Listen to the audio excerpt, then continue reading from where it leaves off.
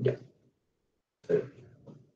Hay que recordar, por ejemplo, que son ondas sonoras, ¿no? Lo que están ingresando a través de nuestro pabellón auricular. Recordemos que la forma que tiene el pabellón auricular va a hacer que se concentre estas ondas sonoras, que es un tipo de energía mecánica, ¿no? Y esas ondas sonoras, ¿no? Como son, digamos, zonas en las cuales está más concentrado, eh, digamos, las moléculas en el aire, lo que va a provocar es el movimiento, ¿no? De la membrana timpánica, ¿no? Y ese movimiento de la membrana timpánica, ¿no? Va a provocar el movimiento de la caña huesecillos en el oído medio y este a su vez en el estribo, y el estribo va a provocar también el movimiento de un líquido que está dentro de la cóclea, que viene a ser la perilinfa, ¿no? Y esta perilinfa lo que va a provocar es que se mueva prácticamente el órgano de Corti. Y el órgano de Corti, cuando mueve todas sus estructuras, sobre todo células también ciliadas, lo que va a suceder es que ese movimiento de los cilios va a abrir canales iónicos. Y al abrir esos canales iónicos, lógicamente que la consecuencia será pues la formación del impulso nervioso que se va a transmitir por el componente coclear del octavo par craneal, ¿no? Que también ustedes saben que el octavo par craneal tiene su componente vestibular, ¿no? Y esto va a llegar, ¿no? Al tálamo, y del tálamo se va a proyectar hacia la corteza del área 41-42 de Brodmann, ¿no? Vamos a ver pues que el oído, ¿no? Tenemos tres partes, ¿no? El oído externo, el oído medio, ¿no? Que vendría a constituir la transmisión de las ondas sonoras, ¿no? El oído externo, ¿no? Todo donde inclusive se puede acumular una sustancia, ¿no? Que protege el oído interno, que viene a ser el cerumen, ¿no? Y el oído medio, ¿no? Que está pues la cadena de huesecillos. El límite entre el oído externo e interno y el medio viene a ser la membrana timpánica, ¿no? Y no hay que olvidar también, ¿no? Que en el oído medio tenemos una comunicación con la nasofaringe que viene a ser la trompa de Eustaquio, ¿no? Que justamente va a permitir que la presión del oído medio se equilibre con la presión del oído externo, ¿no? Para no tener después distorsiones del sonido, ¿no? Tiene que haber un equilibrio, ¿no? Y ya en el oído interno, estamos hablando de la cóclea, en este caso, ya se produce la transducción de esas ondas, ¿no? Las ondas o la energía mecánica en impulso nervioso, ¿no? Entonces aquí vemos, ¿no? Y vemos el pabellón auricular que tiene esa forma justamente para concentrar las ondas sonoras, ¿no? Y una vez que las concentra, ¿no? Esas ondas sonoras pasan a través del oído externo, ¿no? Y es la membrana timpánica quien va a permitir, ¿no? Que se mueva toda la cadena de huesecillos del oído medio. Aquí está martillo, yunque y estribo, ¿no? Aquí hablaremos de algunos músculos que son muy importantes, ¿no? Para poder regular, digamos, la intensidad de sonido. Y no olvidemos también que está la trompa de Eustaquio, que va a conectar con la nasofaringe, que muchas veces cuando nosotros está obstruido esta trompa de Eustaquio, pues es un tubo virtual, ¿no? No es un tubo real, sino que está plegado, pero cada vez que nosotros pasamos alimentos, ¿no? O bostezamos, se abre esa trompa de Eustaquio para permitir que la presión del oído medio se equilibre con la presión, ¿no? Del oído externo que está vinculado con el medio ambiente, ¿no? Entonces, cuando la cadena de huesecillo comienza a vibrar, ¿no? Vibra el estribo, y el estribo se conecta con un compartimiento, pues son tres, un compartimiento que contiene perilinfa de la cóclea. Y esto vamos a ver cómo se van a mover esas células ciliadas. Bueno, para diferenciar, ¿no? La cóclea, ¿no? Que tiene que ver con la transducción de las señales, ¿no? Y aquí tenemos los canales semicirculares, ¿no? Que también tiene que ver con la parte del equilibrio. Entonces, cuando nosotros emitimos cualquier tipo de sonido, claro, lo que va a estimular son todas las estructuras que les hablé y en especial el órgano de corte, que está a lo largo de toda la cóclea, ¿no? Toda la cóclea, y es ahí donde el movimiento de los cilios va a dar lugar a la formación del impulso nervioso. Entonces, mire, ya hemos hablado de la parte olfativa, el órgano sensorial, la mucosa olfatoria, la parte gustativa, el órgano sensorial, la papila gustativa, y ahora la parte del órgano sensorial auditivo, el órgano sensorial, el órgano de corte. Y aquí, en el oído medio, por ejemplo, vamos a encontrar la cadena de huesecillos, ¿no? En la cadena de huesecillos vamos a encontrar unas estructuras muy interesantes, por ejemplo, el músculo estapedio, ¿no? El músculo estapedio tiene una función importante porque podríamos decir que desconectaría, ¿no? Es su movimiento con el movimiento, ¿no? de la membrana de la ventana oval, y a su vez con la perilinfa que está dentro de la cóclea, ¿no? Entonces aquí se va a producir la atenuación del sonido por esta contracción del músculo también del estribo, ¿no? Que es este músculo, ¿no? Del estribo ¿no? Y el tensor del tímpano, ¿no? Es un tipo de reflejo amortiguador, ¿no? Un reflejo, ¿no? Que permite que la intensidad del sonido no afecte, ¿no? Mucho la intensidad de la vibración de la perilinfa, y esto a su vez afecte el movimiento de estos cilios, que podría ser tan brusco que podría destruir los cilios. Pero lo que yo me doy cuenta cuando voy por la calle, porque yo sí me gusta caminar bastante, es lo que más provoca los ruidos vienen a ser los ruidos de los claxons, ¿no?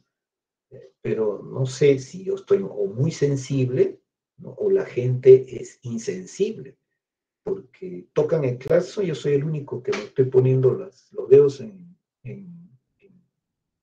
el oído para no escuchar la intensidad del sonido, ¿no? Sin embargo, la gente que está ahí, nada, no pasa nada, ¿no? O está funcionando muy bien este reflejo, y a mí no me funciona este reflejo amortiguador, ¿no? Pero, ¿cuáles van a ser las consecuencias, ¿no? Las consecuencias van a ser que mientras más tiempo esté la persona exponiendo a esos ruidos intensos, se va a producir, claro, una adaptación, pero a diferencia tanto del órgano sensorial, gustativo y olfativo, la parte auditiva, la célula ciliar la pierdes y ya no se regenera, ¿no? Ese es el problema, ¿no? Y es por eso que yo pienso, ¿no? Y pienso hacer un estudio en todos los estudiantes para ver hasta qué grado ya de pérdida auditiva de determinada frecuencia ya han perdido, ¿no? Porque nosotros podemos escuchar desde 20 Hz hasta 20.000 Hz.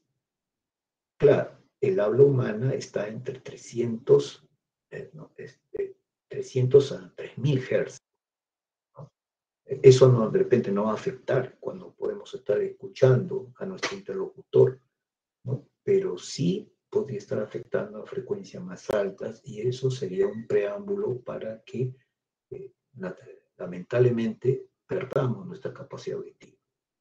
Y recordemos, yo protejo, por ejemplo, mucho mis oídos porque es a través de mi órgano sensorial auditivo que yo utilizo mi estetoscopio.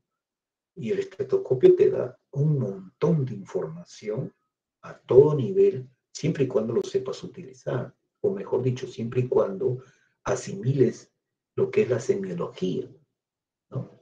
A mí me ha servido un montón. ¿Por qué? Porque ustedes saben de que, por ejemplo, para el COVID, sabemos que del 100% de personas infectadas, el 80% eran asintomáticas. Pero de ese 80% asintomático, el 56% tienen lesiones pulmonares, y que no lo sabían porque no tienen ninguna manifestación.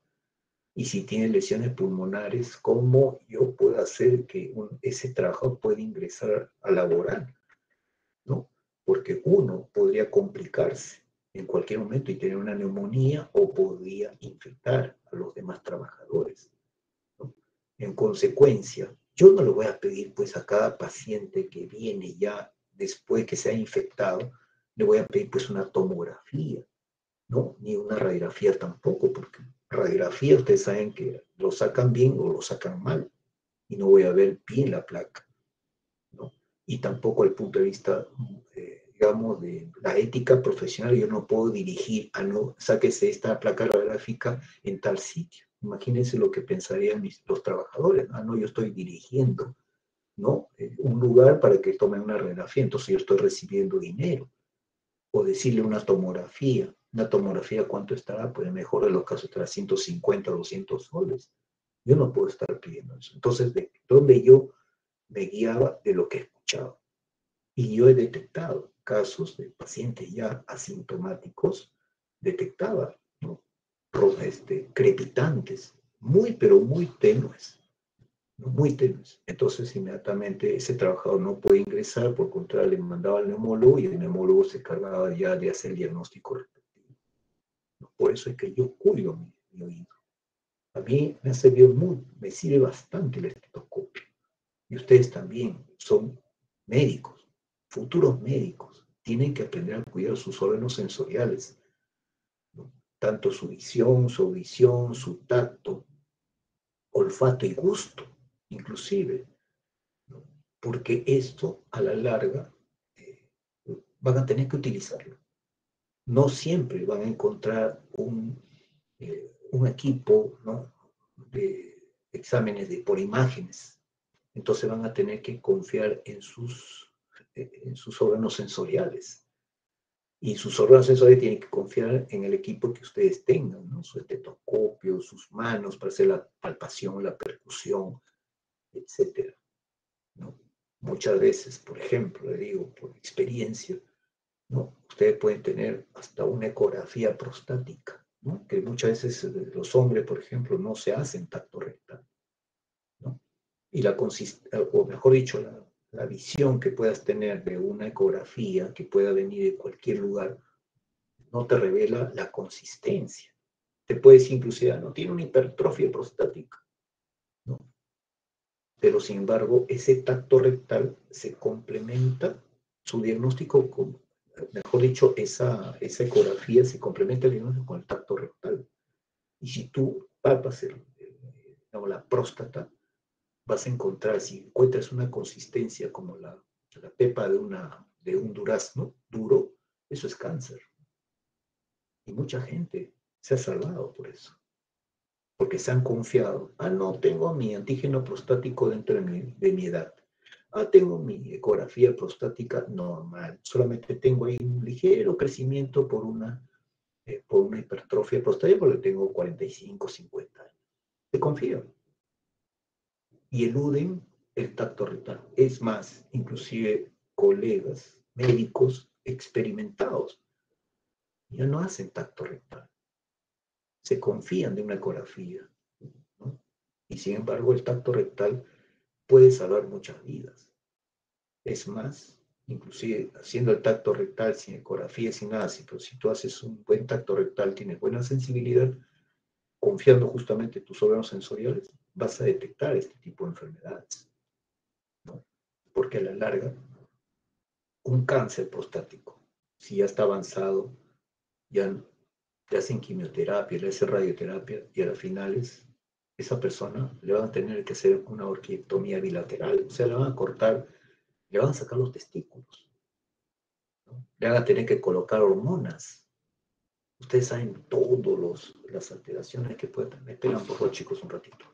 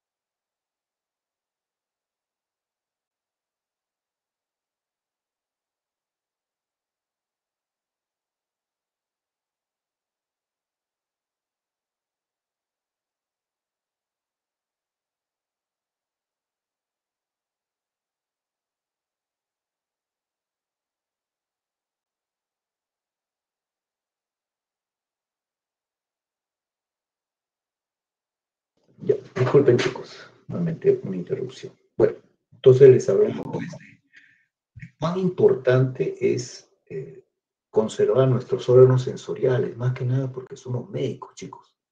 Entonces ya, por favor, déjense de utilizar esos audífonos. Es mi recomendación. No siempre van a encontrar un examen de imágenes que le pueda corroborar un diagnóstico, ¿no? Van a tener que en algún momento confiar en sus evaluaciones y para eso tienen que aprender semiología, ¿no? Pero como les digo, ¿no? En el transcurso del día a día, yo veo que la gente ni se inmuta cuando a alguien le toca el claxon, ni se inmuta. Y bueno, nosotros tenemos pues un reflejo amortiguador, pero no sé si estará funcionando o no está funcionando en mí y están funcionando mejor en las demás personas, ¿no? Pero yo sí me preocupo mucho en la parte auditiva, ¿no? Y justamente este reflejo amortiguador, ¿no? El cual se contrae el músculo estribo o este músculo estapedio, es el que prácticamente el estribo, ¿no? Que vibra cuando se activa toda la cadena de huesecillos, un poco que se inhibe, ¿no? Porque se contrae el músculo estapedio y esto hace que se separe, ¿no? El estribo un poco de la membrana de la ventana oval, ¿no? Y en consecuencia hace que disminuya la sensibilidad auditiva a la propia voz, ¿no? Porque nosotros, cuando nosotros hablamos, también lo escuchamos, ¿no? Pero como estamos tan cerca de la fuente emisora, ¿no? El músculo necesariamente tiene que activarse para poder también amortiguar, ¿no? Esa intensidad, ¿no? De nuestra propia voz, ¿no? Y la trompa de Eustaquio, que conecta la cavidad del oído medio con la nasofaringe, permitiendo igual la presión, ¿no? Esto sí es importante. Cualquiera que haya viajado a la altura ha notado, pues, ¿no? De que la presión en el medio ambiente es menor que la presión al inicio en el oído medio. Entonces tiene que bostezar o masticar algo, ¿no? O de repente hacer una maniobra de valsalva, ¿no? Para poder regular esas presiones, ¿no? A través de la trompa de Eustaquio, ¿no? Entonces, en el oído medio, ¿no? Ahí vemos que la superficie de la membrana, porque la membrana timpánica es lo que separa el oído externo del oído medio, la membrana timpánica tiene una superficie de 55 milímetros cuadrados, ¿no? ¿No? Relativa mayor que la superficie de la ventana oval. La ventana oval es mucho menor, de 3.2 milímetros cuadrados, ¿no? Y como ustedes ven, es un sistema de palancas, ¿no? Y esto va a hacer que se multiplique, ¿no? Por 22 la presión de la onda sonora que se ejerce contra la membrana, aquí la membrana timpánica, ¿no? Todo este sistema de palancas y las diferencias de las áreas entre la membrana timpánica y la membrana de la ventana oval, ¿no? Por eso es muy importante que exista un mecanismo de regulación para que esos sonidos, que sobre todo son agudos y son bruscos, no alteren nuestras células ciliadas, que como les digo, son las células que esas sí no se van a regenerar, chicos, ¿no? Si nosotros extendemos la cóclea, ¿no? Que es está enrollada en sí misma, ¿no? Vamos a ver pues que la cóclea tiene tres compartimientos, ¿no? Un compartimiento, aquí ven los tres, ¿no?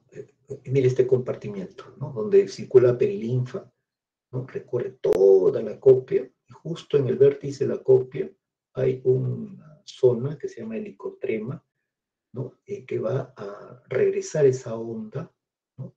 La onda de la perilinfa, y se va a disipar a través de la ventana redonda, ¿no? Para eso es la presencia de la ventana redonda que lo encontramos acá.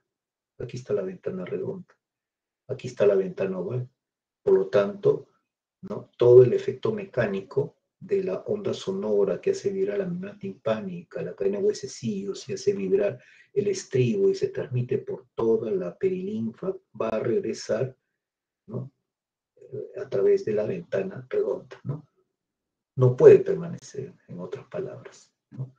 Y aquí hay otro compartimiento, justamente donde está el órgano de Corti, donde están las células ciliadas, ¿no? Y aquí hay endolinfa. O sea, todo lo que está en azul viene a ser la perilinfa y lo que está en rosadito viene a ser la endolinfa. Y aquí sí hay también diferencias, porque mientras la perilinfa predomina el sodio, en la endolinfa predomina el potasio, Y aquí vemos justamente, ¿no? Tenemos aquí la ventana oval, la ventana redonda, ¿no? Y la ventana oval se va a conectar con un espacio donde circula perilinfa, ¿no? Que viene a ser esto, ¿no?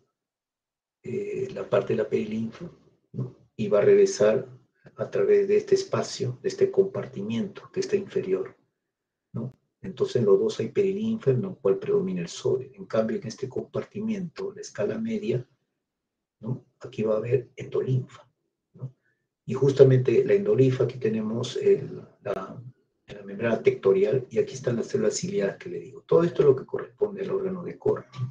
Y esas células ciliadas, a través del movimiento que se produce en la membrana tectorial, ¿no? Es lo que va a haber ese movimiento de los cilios y va a provocar la apertura de canales iónicos, ¿no?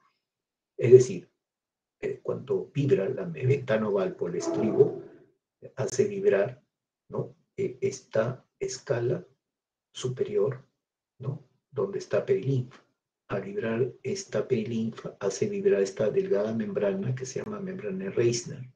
Al vibrar esta delicada membrana de Reisner, hace que se formen ondas también en la endolinfa y hace que también se mueva la membrana tectorial, y ese movimiento de la membrana tectorial, y aparte el movimiento de todo el órgano de Corti, porque la onda sonora o la onda, ¿no? Que va por este compartimiento y regresa por este compartimiento, también hace que se mueva la base, la membrana basal de este órgano de Corti.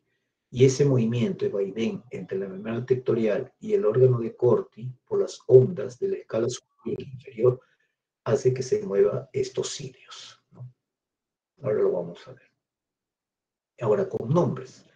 Lo que estaba en la escala superior se llama escala vestibular. Y la onda va por toda la escala vestibular porque hay perilinfa y a través del licotrema regresa por la escala timpánica, ¿no? Entonces, al ir la onda por la escala vestibular, hace vibrar la membrana de Reisner, vibra la endolinfa, vibra la membrana tectorial, y como la onda regresa por la escala timpánica, también hace que se mueva la membrana del órgano de Corti. Por lo tanto, se va a producir un movimiento cuya consecuencia va a ser el movimiento de los cilios, ¿no? Como vamos a ver en unos momentos. Entonces, no hay que olvidar, ahí está la escala vestibular, la escala timpánica y la escala media, ¿no? Y el órgano de Corti y la membrana tectorial, ¿no? Aquí con ya una, como se dice, una figura tridimensional, aquí está la membrana tectorial, ¿no? Recuerden que, y aquí está el órgano de Corti, y toda esta estructura que es la escala media está bañada por la endolinfa, en donde predomina el potasio, ¿no? Y aquí está justamente, ¿no? Cuando vibra, ¿no?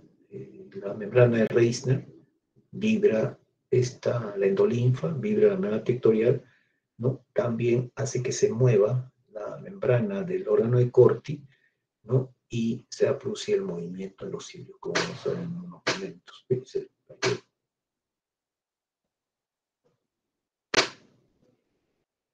Ya. Entonces, recordemos que estos cilios que están ustedes viendo acá en la figura de la fotografía, microfotografía de la izquierda, vienen a ser de las células sensoriales, de las células del órgano de Corti, que son receptores sensoriales para la audición, ¿no? Y vean ustedes que siempre existirá un cilio más grande, que está representado aquí, y se llama el quinocilio. Y hay cilios más pequeños, que están representados por los llamados esterocilios. Entonces, cuando el quinocilio se aleja de los esterocilios, a través de unas pequeñas filamentos proteicos llamados TINC, se abren los canales iónicos para que pueda ingresar potasio. Y esto va a permitir, como son cationes que ingresan, la despolarización de la célula receptora. Y al producirse la despolarización, posteriormente se abren canales para el calcio y se libera también glutamato, ¿no? De estas células receptoras, ¿no? Al revés, ahora cuando el quinocilio se acerca a los esterocilios, se cierran esos canales para el potasio y por lo tanto se hiperpolariza, por lo tanto se inhibe, ¿no? Este es un corte transversal justamente ligeramente por encima de la célula ciliada, ¿no? En el cual ven ustedes los cilios, ¿no? Cortados transversalmente, ¿no? Entonces, ese movimiento, esa armonía o esa dinámica que tiene ese movimiento de líquido, tanto la perilinfa como el endolinfa, justamente va a permitir, ¿no? Que se muevan esos cilios, ¿no? Para uno u otro lado, permitiendo la apertura y cierre de esos canales. Y ahí pueden ver ustedes, ¿no? Para identificar, esta sería, ¿no? La perilinfa de la escala vestibular, ¿no? Lo que justamente lo que estamos viendo son las ondas, ¿no? Que se producen en la perilinfa. Y de regreso por la escala timpánica, está de regreso. Y aquí está la escala media, aquí está la membrana, la membrana tectorial, y aquí está el órgano de Corti, ¿no? Y ven ustedes cómo la onda, ¿no? La energía mecánica, ¿no? Que estaba fuera de nosotros, se transforma también en una energía mecánica, pero que se está transmitiendo a lo largo de un líquido que viene a ser la perilinfa. Y esto va a provocar ese movimiento. Movimiento, ¿no? Que justamente va a hacer que se movilicen esos cilios y puedan entrar o salir esos iones, ¿no? Como ustedes están viendo en la figura de abajo, la escala vestibular, timpánica y la escala media, ¿no? Ahí está una representación también de la célula ciliada, ¿no?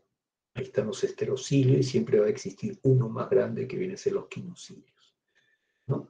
Y hay células, pues, en el órgano de Corti, células ciliadas externas, como también células ciliadas internas, ¿no?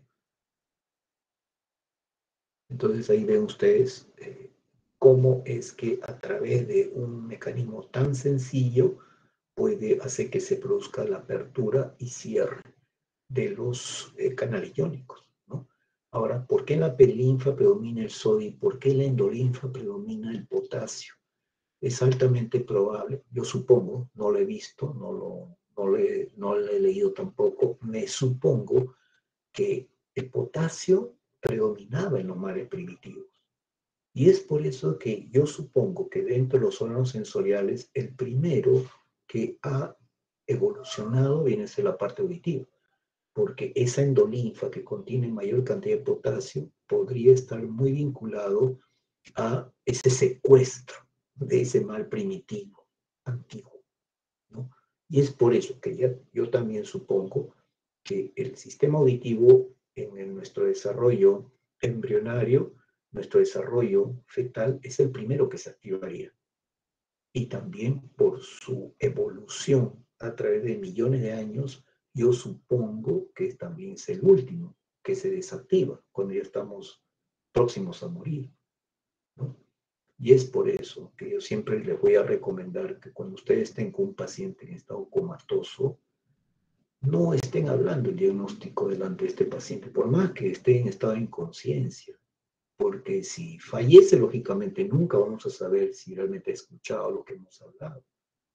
Y muchas veces faltamos el respeto a nuestros pacientes cuando estamos frente a un paciente que está inconsciente, ¿no? Porque decimos bromas, decimos una serie de cosas, decimos diagnósticos, ¿no? Y yo, por ejemplo, siempre digo, sean ustedes empáticos en ponerse en el lugar del paciente. Es un paciente que no se puede mover, ni siquiera una pestaña, pero sin embargo podría estar escuchando. ¿Y qué pasa si ese paciente escucha de los médicos? No, este paciente, ¿no? Ya no tiene posibilidades, se va a morir, porque así también pecamos nosotros los médicos. Pecamos de creernos dioses. Si no, este paciente no pasa esta noche. No, este paciente tiene una semana de vida o 6 meses de vida. No hay que ser presumidos. Creo que una persona, mientras más conocimiento tenga, debe ser mucho más humilde. Eso es lo que debería caracterizar, me parece, a un médico, ¿no? De ser más humilde, ¿no? Entonces, por eso no le recomiendo, yo diría, nunca hablen de diagnóstico, bromas, etcétera, delante de un paciente o frente a un paciente inconsciente. Entonces, ¿qué va a suceder cuando ese potasio ingresa como catión? Lógicamente se va a producir la despolarización, apertura de canales para el calcio, Y esto, activación de proteínas para liberación del neurotransmisor que también es glutamato. Y luego, lógicamente, la formación de impulso nervioso en el nervio aferente, ¿no? Y esto ya va hacia toda la vía auditiva, ¿no? Y esto está demostrado a través de las fotografías, ¿no?, electrónicas, ¿no?, en el cual se ha visto que ese filamento que une el quinocilio con el estereocilio, en especial en sus canales, son los llamados tip link, ¿no?, que son proteínas del tipo cadenina 23. ¿No? Entonces, eso es lo que va a provocar justamente la apertura de esos canales cuando el quinocilio se aleja de los estereocilios. Entonces, todo esto ya está, pues, se explica, ¿no? Todo lo que les he explicado aquí está justamente relatado, ¿no? El efecto mecánico pistón ejercido por la platina del estribo, o sea, la membrana, justamente, o la platina, o sea, la base del estribo sobre la ventana oval, ¿no? Va a producir ese movimiento de la perilinfa, ¿no?, que se encuentra justamente en relación con la escala vestibular directamente, pero que va a regresar esa onda, ¿no?, mecánica a través de la escala timpánica. Y esto es lo que va a provocar el movimiento de todas las estructuras que están en la escala media, ¿no? Estoy hablando de la membrana tectorial, como también el órgano de Corti, ¿no? Y eso va a dar el movimiento, ¿no? Entonces aquí está, ¿no?, todo lo que es la conducción de todo el estímulo. Ahí está, ¿no?, la onda sonora, que es una, ¿no?, energía mecánica, la vibración de la cadena de huesecillos, la vibración de la platina del estribo, ¿no?, sobre la ventana oval, ¿no? Cómo es que en la perilinfa se producen esas ondas, ¿no? Esas ondas recorren por toda la escala vestibular y a través del helicotrema se comunica con la escala timpánica y esas ondas mecánicas se van a disipar a través de la ventana redonda, ¿no? Pero ¿cuál va a ser el efecto? El movimiento de la escala media de la membrana tectorial y también del órgano de Corti, ¿no?, para producir los impulsos nerviosos, ¿no? Ahora, también a lo largo de todo el órgano de Corti hay una distribución tonotópica, podríamos decir, o sea, en relación a los tonos. En la base de la cóclea mayormente encontramos células ciliadas para los tonos agudos y en la punta de la cóclea para los tonos graves. Y esa es la razón por la cual tenemos mayormente deficiencia para los sonidos de alta frecuencia, ¿no? Por lo mismo que el mayor estímulo estaría muy cerca de la ventana, ¿no?, oval, ¿no? Y es por eso que tenemos lesiones en estas células, ¿no? O sea, por aquí podríamos decir que estarían los 20 Hz, ¿no?, y así sucesivamente, perdón, los 20.000 Hz, ¿no? Y es por eso que hay exámenes especiales a través de audiometrías que detectan no solamente hasta 8.000 Hz, sino hasta 20.000 Hz. Y esos 20.000, desde los 8.000 a los 20.000 Hz, es muy importante detectar en dónde ya estaría la lesión para uno predecir que van a tener sordera posteriormente. Bueno, entonces todo lo que está en la base, sonido de alta frecuencia, y lo que está más acercándose al vértice de la cóclea, sonidos de baja frecuencia, ¿no? Entonces, esto, por eso les digo, ¿no?, es muy importante, ¿no?, para nosotros poder decir, ¿no?, que este órgano sensorial es muy sensible, este órgano sensorial, y que se puede dañar, se puede lesionar, ¿no?, nuestras células ciliadas debido al ruido social, ¿no? Y es por eso que mi finalidad, por ejemplo, es determinar. Sabemos que la persona de edad tiene presbiacusia, pero ¿cuánto de esa presbiacusia, que viene a ser la sordera provocada por la edad, también corresponde a la socioacusia, que es el sonido, el ruido que provoca todo lo que nos rodea, ¿no? ¿Cuál será el porcentaje? Es interesante saber, porque recordemos que el ruido en exceso provoca aumento de la presión arterial, provoca estrés, provoca alteraciones en la liberación de neurotransmisores, ¿no?, angustia, etcétera. Está muy vinculada a una serie de trastornos. Entonces es importante regular ese ruido. Nosotros tenemos, en nuestro país tenemos un organismo que es la UEFA, ¿no? Que es un organismo encargado del control de todos los factores ambientales que pueden provocar daño a la salud. Uno de ellos es el ruido, pero hasta el momento no se hace nada, ¿no? Y ustedes ven que el ruido es a diestra y siniestra, y a pesar de que ya hay normas que regulan, ¿no?, el ruido provocado por los carros, ¿no? Bueno, la rigidez global de la membrana basilar es la que contiene justamente toda la estructura del órgano corte, es 100 veces más en el helicotrema, ¿no?, que en las proximidades de la ventana oval, ¿no? O sea, por esta zona.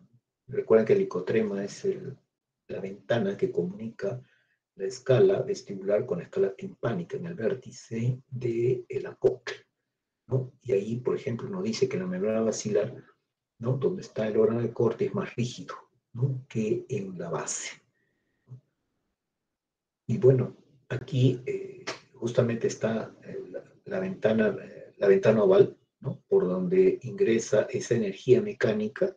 Aquí está el licotrema, ¿no?, y regresa por la escala, ¿no?, timpánica, ¿no? Y aquí estaría representado todo lo que es el órgano de Corti, ¿no?, donde están los sistemas, las células sensoriales, la audición, ¿no? Y bueno, aquí está especificando las frecuencias, ¿no? La base será de mayor frecuencia y mientras más me acerque al vértice de la cóclea, de menor frecuencia, ¿no? Y esto pues justamente es lo que va a dar digamos, la discriminación de la intensidad, ¿no? Esta de mayor grado de desplazamiento de las células, ¿no?, ciliadas o células de pelo también, o células peludas también le llaman, ¿no? Y por lo tanto también son estimuladas más fibras nerviosas, ¿no? Recordando siempre que este vendría a ser el estribo, ¿no? Este vendría a ser la membrana basilar donde está el órgano de Corti, y la que está más cerca acá al estribo viene a ser células especiales para ser estimuladas por los sonidos de alta frecuencia, ¿no? Y bueno, esto con respecto a la discriminación del tono, tanto en cuanto a la base como al ápex. Recordemos siempre que la parte del ápex, o sea, el vértice, se podría decir la cóclea, es más rígido, la membrana basilar, ¿no? Y el umbral de la audición humana, si nosotros podemos escuchar entre 20 a 20.000 Hz, el rango del habla está entre 300 a 3.000 Hz o 300 a 1.000 ciclos por segundo. Entonces, el tema es de que nuestra sociedad vive en ruidos, ¿no?, muy incrementados, ¿no?, a todo nivel, ¿no? No se respeta, ¿no? Y esto va a provocar daño, ¿no? Daño, ¿no?, sobre todo en nuestra capacidad, ¿no?, para percibir los sonidos, ¿no? Y más todavía si nosotros somos médicos y que tenemos que utilizar nuestro órgano auditivo para detectar sonidos a través del diafragma, del estetoscopio, ¿no?, para tonos altos, tonos bajos, y determinar de esta manera los tipos de soplos, ¿no?, que van a provocarse por daños en las válvulas. Para nosotros es muy importante, ¿no?, muy importante el conservar nuestra capacidad auditiva, ¿no? Y cuando nosotros perdemos, por ejemplo, cuando estamos a 85 decibelios, ¿no? El decibelio es la intensidad del sonido. En cambio, la frecuencia, sabemos, pues frecuencias altas, frecuencia baja es en cuanto al tono, pero la intensidad lo da a los decibelios. Y nosotros, por ejemplo, muchas veces cuando estamos a 85 decibelios, eso sí te va a provocar daño permanente en tu capacidad auditiva, ¿no? Pero hay un tiempo también, ¿no? Un tiempo en el cual tiene que pasar a 85 decibelios para que dañe tu capacidad auditiva. Pero el tema es de que en la medida que, por ejemplo, te tocan el claxon, ¿no?, que es solamente un segundo, 2 segundos, de todas maneras, esas altas frecuencias que pueden estar por encima de 85 decibelios, si bien no se mantiene horas, pero son, como decir, pequeños golpes, ¿no?, al órgano de Corti. Y esos pequeños golpes, si es que se va produciendo en mayor frecuencia, eso a la larga va a provocar daño en nuestro sistema auditivo, ¿no? Y es por eso que hay que cuidar. Por ejemplo, cuando ustedes se van a un concierto, ¿no? Por ejemplo, el último que ha habido, que era de Coldplay, miren a cuántos decibelios está, 110 decibelios, ¿no? Claro que puede decir, pero yo he estado 2 horas, 3 horas, pero esos son golpes que tú estás dando a tu capacidad auditiva, ¿no? Entonces, digamos, es muy importante, ¿no? Que ustedes sepan estos conocimientos para que puedan cuidarlo de aquí en adelante, ¿no? Cuando están en pleno tráfico, por ejemplo, ¿no? Digamos que todos quieren, pues, ¿no? que los carros avancen, ¿no? 90 decibelios, ¿no? Es suficiente, ¿no? Para ya estar provocando daño. Claro, como le digo nuevamente, no van a estar 8 horas, porque 8 horas estando 85 decibelios dañan tus células ciliadas. Pero esos minutos que puedes estar en un tráfico escuchando todo ese ruido intenso, eso va a provocar daños, ¿no? Y así sucesivamente. Una biblioteca, ¿no? Debería estar a más o menos 20 decibelios aproximadamente. Eso lo pueden ustedes medir. Hay apps que te dicen, ¿no? Medición de ruido, ¿no? Y ustedes pueden medir, ¿no? En cualquier momento a través de su app. Que tenga un grado de confiabilidad, bueno, podemos decir un 80-85% de las apps que nosotros podemos manejarlo a través de nuestros celulares, ¿no? Pero sí es importante que ustedes sepan medir en decibelios, digamos, en cada ambiente, ¿no? Miren ustedes en cuanto a la salud, ¿no? Los diferentes tipos por en cuanto a intensidad, ¿no? ¿Cuánto decibel? Desde el silencio total, cero. El silencio total solamente lo vamos a conseguir cuando estemos fuera de la atmósfera, ¿no? Pero una pisada, 10 decibelios, ¿no? Hasta una aspiradora, ¿no? Que es 90 decibelios. O el tráfico, 80. O una motocicleta. Ustedes saben, no sé, los chicos a veces ya creo que no ponen escape. Y no sé si sea un problema que le presten atención, pero van pues con motos demasiado ruidosas, ¿no? A 100 decibelios, otros en un concierto de rock 120 decibelios, ¿no? Todo esto va a originar, ¿qué cosa? ¿Cuáles son los efectos del ruido prolongado sobre el organismo? Estrés, problema del sueño, falta de descanso, hipertensión, ansiedad, dolor de cabeza, problemas digestivos, etcétera, ¿no? Todo eso es daño, al fin y al cabo. Y bueno, hay sonidos también, que puede ser más de 20.000 Hz, que lo pueden escuchar otros animales, el ultrasonido, o también menos de 20 Hz, que es el infrasonido, que también lo pueden escuchar ciertos animales, ¿no? Porque recuerden, nuestro rango audible es entre 20 Hz hasta 20.000 Hz, ¿no?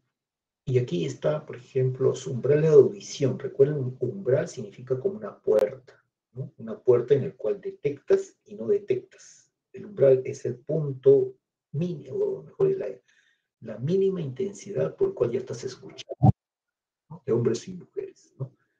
Por ejemplo, ustedes ven, ¿no? Que todos pueden partir desde un rango en decibelios, ¿no? Ustedes ven que a la edad de 20 años, ¿no? Escuchan, ¿no? Tranquilo, ¿no? No hay problema, 5 decibelios, ¿no? Y están por ahí, ¿no? En esa intensidad hasta los 6.000 Hz, normal, ¿no? Pero en la medida que uno va avanzando de edad, ¿no? Por ejemplo, en los 60 años, ¿no? Ya uno va escuchando, pero o sea, aquí la intensidad se va incrementando en la medida que vamos incrementando en frecuencias. Es decir, las personas, ¿no?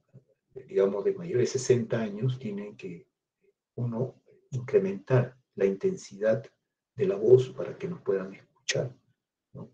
Es lo que podríamos llamar la presbiacusia, ¿no? Que yo pienso también de que estas frecuencias ya deben haberse incrementado, inclusive en los jóvenes, ¿no? Jóvenes, por ejemplo, de 20 años, ¿no? Ustedes tienen seguramente menos de 20 años.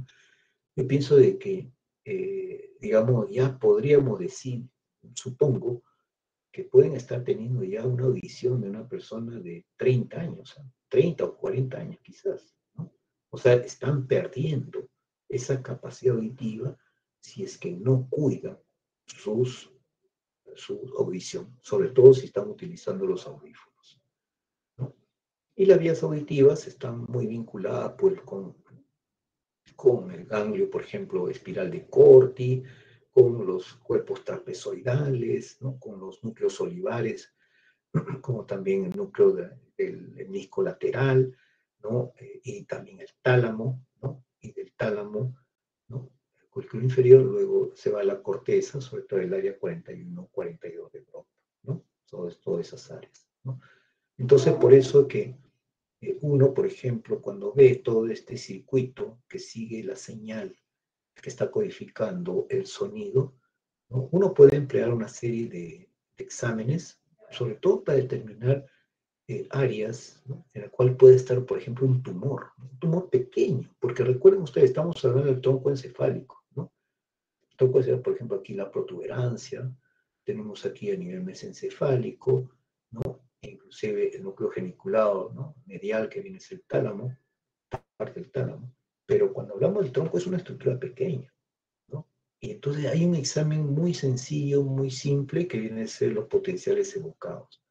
El potencial evocado lo que te mide es las ondas desde el órgano de Corti hasta la corteza auditiva primaria, ¿no? Y entonces cuando tú ves una alteración en alguna de esas ondas, porque son en total como 7 ondas, ves alguna alteración, ya tú estás presumiendo de que existe algo en el nivel de esa vía, ¿no? Y es un examen que cuesta muy, muy barato, ¿no?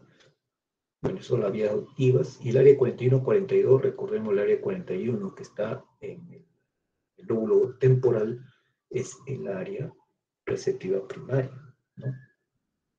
Mientras que el área 42 viene a ser el área receptiva secundaria, ¿no? El área de la percepción, ¿no? Área auditiva primaria 41, área auditiva secundaria el área 42. Recordar siempre, cuando nosotros hablamos de áreas primarias, ¿no? Ahí están redes neurales, podríamos decir, nada de simple, ¿no? Pero podríamos decir simples. Y cuando hablamos de redes, de zonas, áreas secundarias, ya estamos hablando de redes más complejas. Por decir, si a través del área primaria solamente detecto el ruido, el sonido, pero yo lo voy a poder identificar con mis áreas secundarias, ¿no?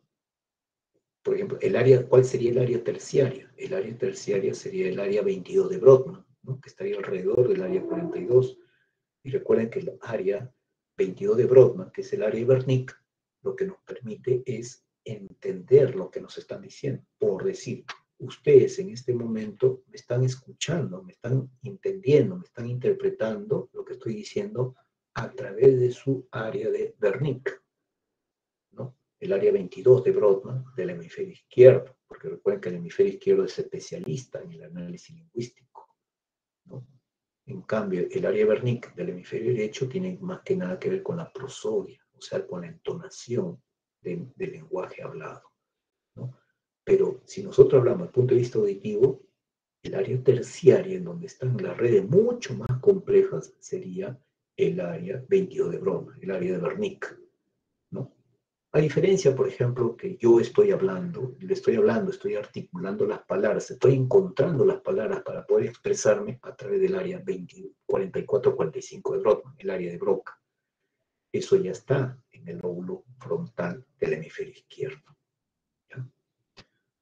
Entonces, aquí está entonces, ¿no? El área 41, el área auditiva primaria, el área 42, el área auditiva secundaria, y lo que sí no está demarcado es el área 22, que sería el área auditiva terciaria, ¿no? Que vendría a ser el área de Wernicke.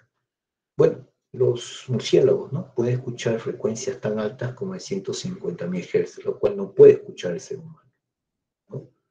Entonces ellos emplean a través de una ecolocalización, emiten un ruido y detectan, ¿no?, los rebotes si hay algún tipo de, ¿no?, digamos, a ellos pues les gusta, ¿no?, comerse los insectos, ¿no?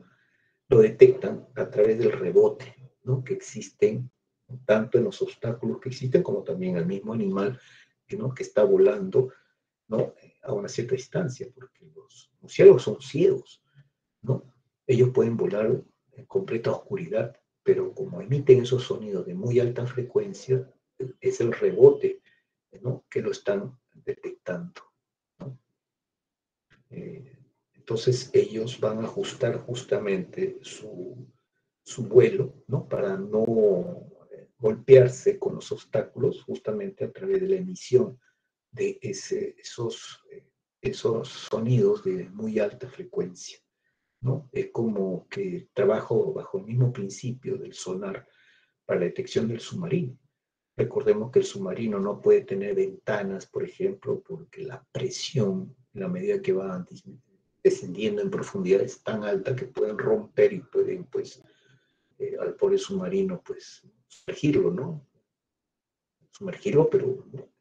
Con daño, ¿no? Llenarlo de agua, ¿no? Entonces son ciegos. Entonces lo que emiten son sonidos, ¿no? Y esos sonidos cuando emite, lo que capta a través de los radares son el rebote, ¿no? Y a través del rebote, y a través del movimiento, ¿no? De ese rebote pueden detectar, y por la intensidad de sonido, por la calidad de sonido, pueden detectar si es un cardumen de peces, si es una ballena, o de repente si es otro submarino también, ¿no? Listo, chicos.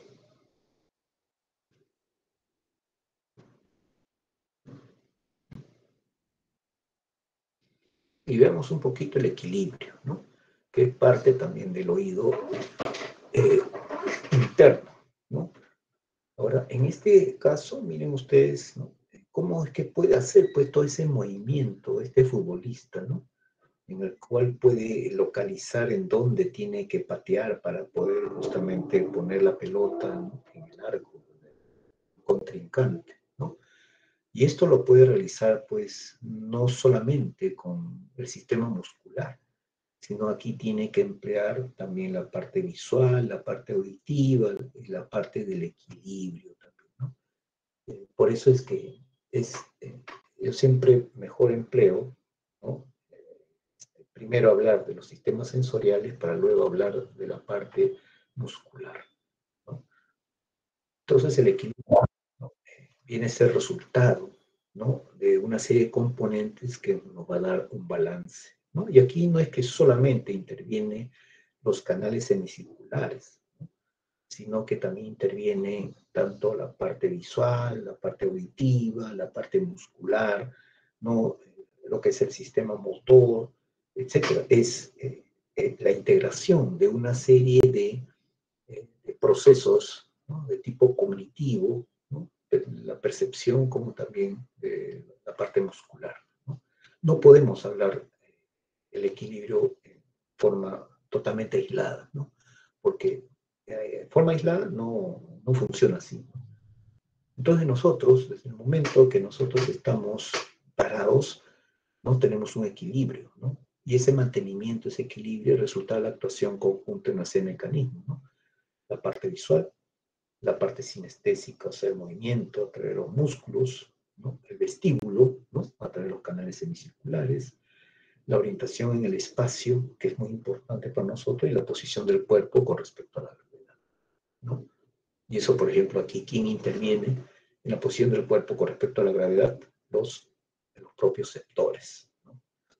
Entonces, hablemos del aparato vestibular, ¿no? El vestíbulo, ¿no? Que vendría a ser estos canales semicirculares que también están llenos de perilinfa. Y esta perilinfa, ¿no? Nacen justamente lo que se llama las ampollas, ¿no? Que son una serie de protuberancias en el cual vamos a encontrar también en ampolla las células ciliadas, ¿no? Que lo habíamos visto también en la parte auditiva, también lo encontramos en el sistema vestibular, ¿no?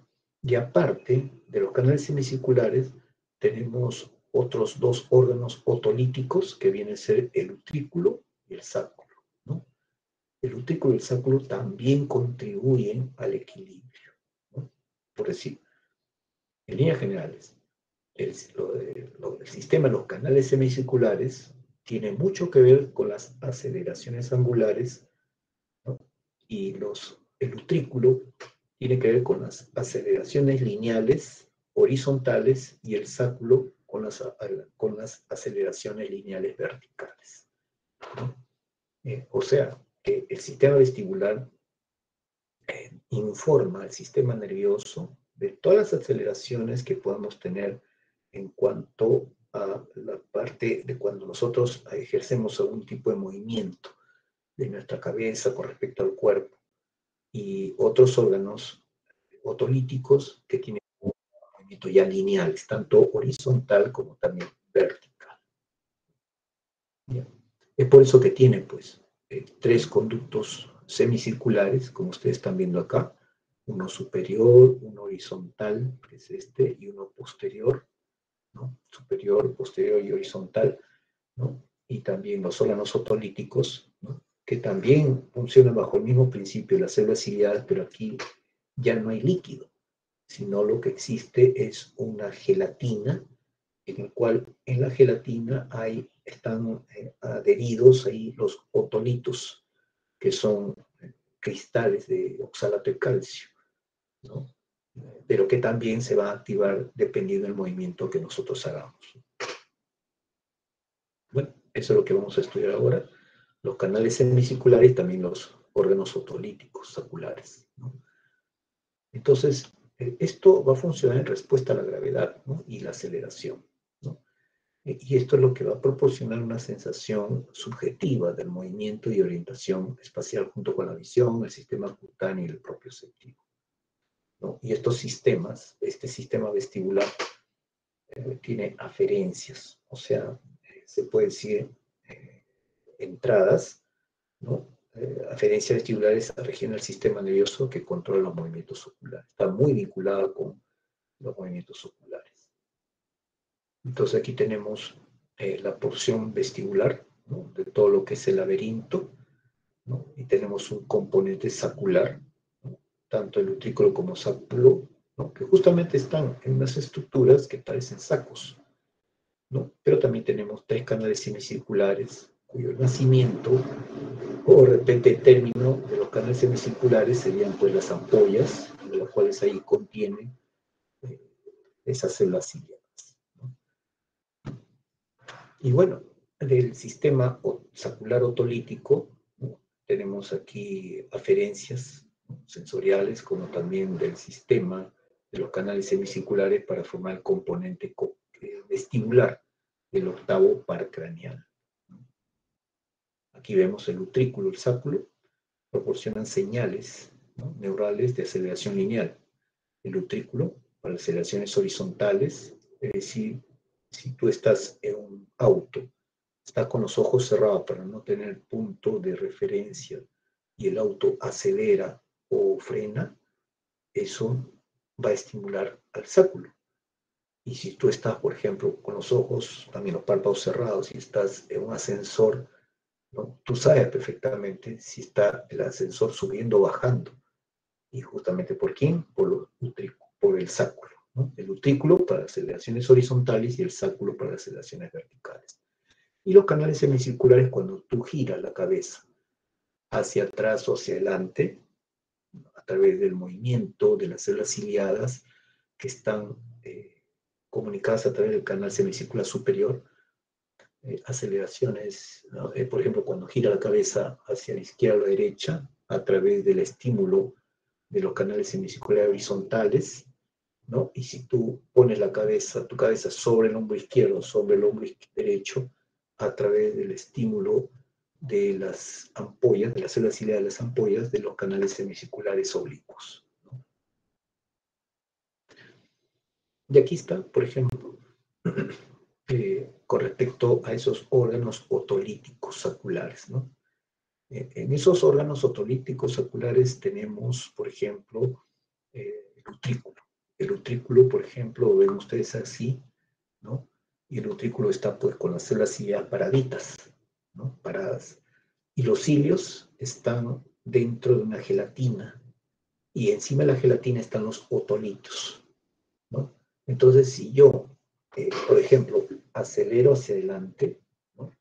Por inercia, los otolitos, ¿no? Van a hacer que la gelatina y los cilios vayan hacia atrás, ¿no? Y eso va a ser suficiente señal, ¿no? Sobre todo aplicando el principio del quinocilio, esterocilio, para incrementar las señales y que informe el sistema nervioso que estoy yo haciendo una aceleración lineal, ¿no? Justamente por el peso de los otolitos, ¿no? La gelatina que está bañando los cilios, ¿no? Entonces, si yo voy hacia adelante, ¿no? Los cilios se van hacia atrás. Si voy hacia atrás, los cilios se van hacia adelante, ¿no? A diferencia del sáculo. El sáculo, las células ciliadas, suponiendo que este sea, digamos, todo lo que es la célula, y estos son los cilios, están así, en forma horizontal. Y también aquí está bañado con gelatina, y acá los otolitos. Entonces, si yo voy hacia arriba, la célula ciliada se va hacia abajo. Y si voy hacia abajo, las células ciliadas se van hacia arriba, por inercia. Entonces, son señales que informan al sistema nervioso de que o estoy hacia arriba yendo o hacia abajo, ¿no? Recuerden entonces, ustedes se pueden mejor entender cuando el utrículo, las células ciliadas están paraditas, ¿no? Y los movimientos, ¿no? Si voy hacia adelante o hacia atrás, los cilios se van hacia atrás o hacia adelante. Y las células ciliadas del sáculo están horizontal, ¿no? Cosa que si voy hacia arriba o hacia abajo también se desplaza. ¿Ya? Me disculpa un ratito, por favor.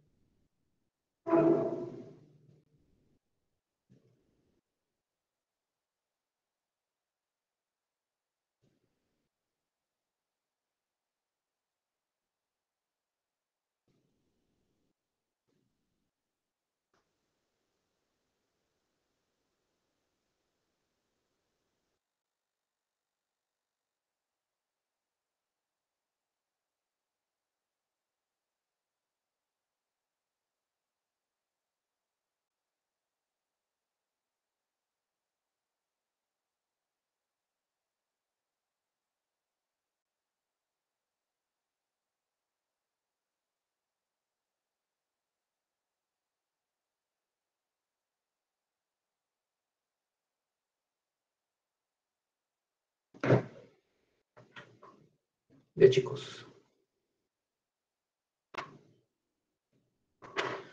¿no?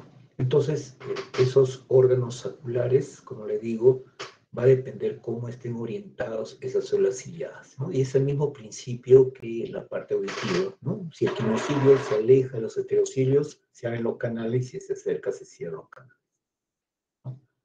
Entonces, ¿dónde están esos, digamos, esos órganos saculares? Ya sabemos, en se puede decir como una protuberancia que está en el nacimiento de los canales semicirculares, ¿no? Es muy diferente de las ampollas, por si acaso. ¿Ya? Ahora, con respecto a los canales semicirculares, ¿no? En los canales semicirculares, ¿no? Ahí está. En la ampolla vamos a encontrar una zona, como una protuberancia en cada ampolla, ¿no? Como una cresta. Y en la cresta vamos a encontrar esas células ciliadas, igualito, como el mismo principio, quinocilio, esterocilio, ¿no? Que va a formar la cúpula, ¿no? Y por acá va a circular la endolinfa, ¿no? La endolinfa que está en el canal semicircular, ¿no? Entonces, es el mismo principio, ¿no? Entonces, si yo, el canal semicircular, por ejemplo, vertical, que está así, en mis ambos oídos internos, ¿no? Ahí hay perilinfa o endolinfa, póngale. Perilinfa por lo general es, entonces, si yo hago esta maniobra, con la cabeza hacia adelante o hacia atrás, la perilinfa por inercia se va a quedar, ¿no? Entonces, ahí va a haber movimiento de los cilios, ¿no? Y va a mandar señales al sistema nervioso de que yo estoy moviendo mi cabeza en relación a mi cuerpo hacia adelante o hacia atrás. Si yo muevo mi cabeza hacia el lado izquierdo o derecho, que estoy estimulando son los canales semicirculares horizontales, ¿no? Por lo tanto, también igual va a mandar información, señales al sistema nervioso que va a darle información a las áreas corticales, ¿no? Que estoy moviendo mi cabeza hacia la izquierda, hacia la derecha en relación a mi cuerpo. Y si yo muevo mi cabeza sobre mi hombro izquierdo, mi hombro derecho, estoy estimulando los canales semicirculares oblicuos, igual, de la misma manera, ¿ya? Bajo el mismo principio, ¿no? De cómo se mueve la cúpula, respecto a esos cilios o esos pelos de esas células ciliadas, siguiendo el mismo principio, el quinocilio respecto al esterocilio, ¿no? Y eso, ese canal, digamos, esas células justamente están en lo que se llama la ampolla, ¿no? Justamente en lo que se llama la cresta, ¿no? Y es el mismo principio, ¿no? Es la explicación de lo mismo que hemos conversado, ¿no? Entonces, ¿qué tipo de receptores son estos? Son mecanorreceptores, ¿no? Porque van a ser estimulados, ¿no? Debido a un estímulo, ¿no? O sea, recordemos, las células ciliadas del órgano de Corti y las células ciliadas del órgano de Corti, de la parte del equilibrio, todos esos son mecanorreceptores, tanto de los canales semicirculares como también del vestíbulo en general, ¿no? Ahí está la mácula. Mácula significa mancha, ¿no?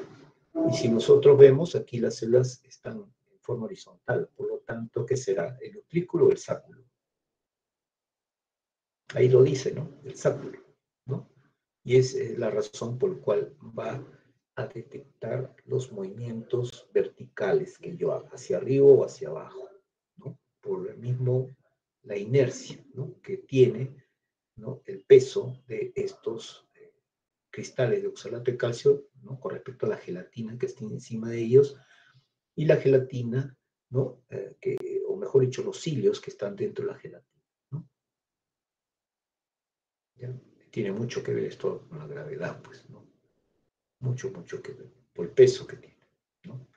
Aquí, si yo les preguntara, ¿no? También, esto sería, pues, el utrículo, ¿no? Cuando las células están paraditas y cuando están de costado sería el sáculo, ¿no? Dependiendo. Y ahí están con respecto a los canales semicirculares, ¿no? Respecto a tanto al canal semicircular superior o vertical, ¿no? Al canal horizontal, ¿no? Horizontal y al oblicuo, ¿no? Que tienen justamente ese líquido, digamos, perilinfo. Algunos dicen que es la endolinfa, ¿no? Pero es en base a ese movimiento.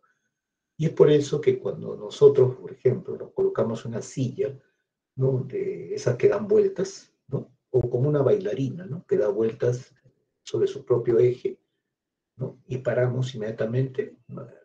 Nos sentimos, tenemos esa sensación que todavía seguimos rotando. ¿Y eso por qué? Porque sigue circulando, ¿no? La perilinfa, ¿no? En ese canal semicircular horizontal, ¿no? Y estimulando justamente esos receptores sensoriales y percibiéndolo a nivel cortical, ¿no? Entonces ahí tenemos los movimientos de la cabeza, tanto a la aceleración angular a través de los canales semicirculares, la aceleración lineal, ¿no? Pues en la cabeza, de acuerdo a la gravedad, por lo del utrículo y el sáculo, ¿no? Y una vez que se forman las señales, van al sistema nervioso central para informar, ¿no? El movimiento que estamos nosotros haciendo. Y claro, todo esto se alimenta, se integra con las entradas visuales, propioceptivas, táctiles, ¿no? Y esto va a dar pues lugar a que el cerebro anterior, ¿no?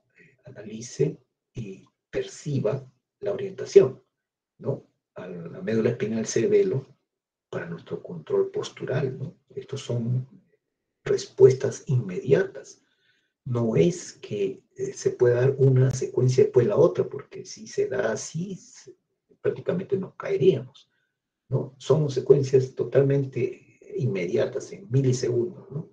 Y al sistema oculomotor, ¿no? Para los movimientos oculares, ¿no? Y bueno, ahí tenemos, por ejemplo, ya el nervio, el octavo paracraneal, ¿no? Cócleo-vestibular, ¿no?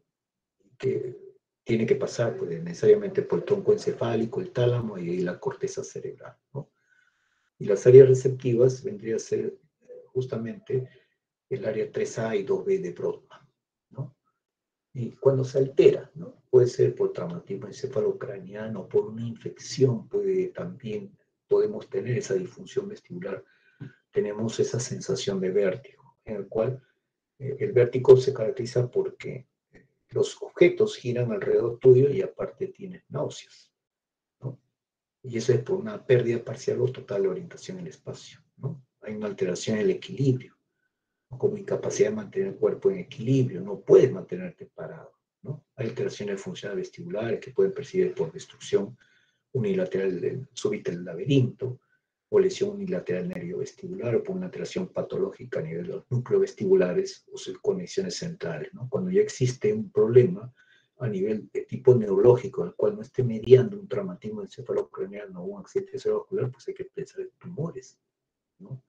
Que es algo mucho más delicado, ¿no? Entonces, hay que siempre, cuando uno quiere ver cuál es el origen de los trastornos de orientación y equilibrio, no tiene que analizar no solamente la parte porque hay evaluaciones del sistema vestibular, sino también tienes que evaluarlo conjuntamente con la parte visual y la parte muscular, ¿no? ¿Y cuál sería la situación resultante, por ejemplo, ¿no? Porque de acuerdo a las evaluaciones que tú hagas, ¿no? Puedes tener una situación resultante, ¿no? Cuando se altera, por ejemplo, la visión, pero tienes el sistema vestibular y muscular adecuado, tienes una orientación espacial garantizada. Cuando se te altera el sistema vestibular, tienes vértigo, por más que tengas buena visión, por más que tengas tu sistema muscular es normal. O si tienes la alteración muscular, alteración de la marcha y la postura, ¿no? O si tiene alteración visual y el vestíbulo, orientación alterada, equilibrio conservado, ¿no? Y así sucesivamente con toda la situación resultante, ¿no? Listo, chicos. No sé si tienen alguna pregunta. Tenemos 2, 3 minutos.